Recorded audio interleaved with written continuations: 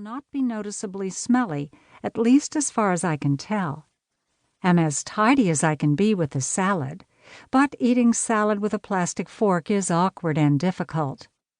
Am tidy with the rice pudding, taking small bites, though when I remove the sealed top of the container, it can make a loud ripping noise for just a moment.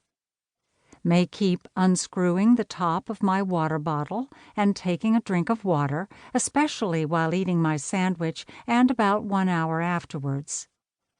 May be more restless than some other passengers and may clean my hands several times during the trip with a small bottle of hand sanitizer, sometimes using hand lotion afterwards, which involves reaching into my purse, taking out a small toiletries bag, unzipping it, and, when finished, zipping it up again and returning it to my purse.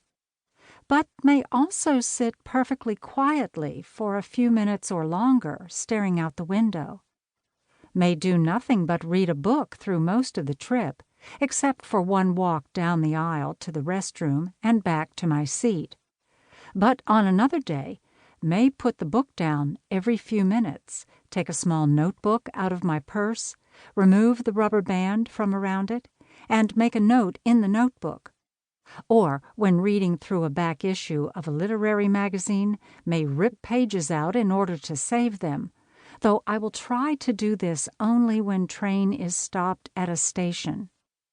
Lastly, after a day in the city, may untie my shoelaces and slip my shoes off for part of the trip, especially if the shoes are not very comfortable, then resting my bare feet on top of my shoes rather than directly on the floor. Or, very rarely, may remove shoes and put on slippers if I have a pair with me, keeping them on until I have nearly reached my destination. But feet are quite clean, and toenails have a nice dark red polish on them. Bloomington. Now that I have been here for a little while, I can say with confidence that I have never been here before.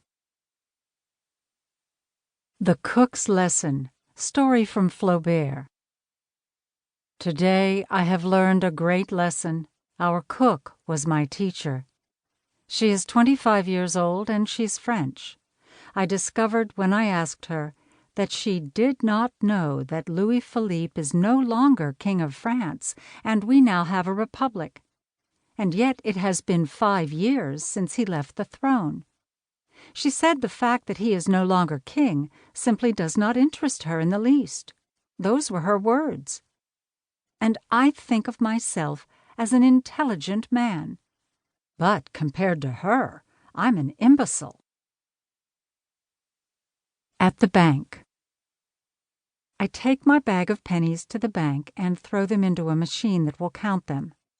I am asked by a teller to guess how much my pennies are worth. I guess $3. I am wrong.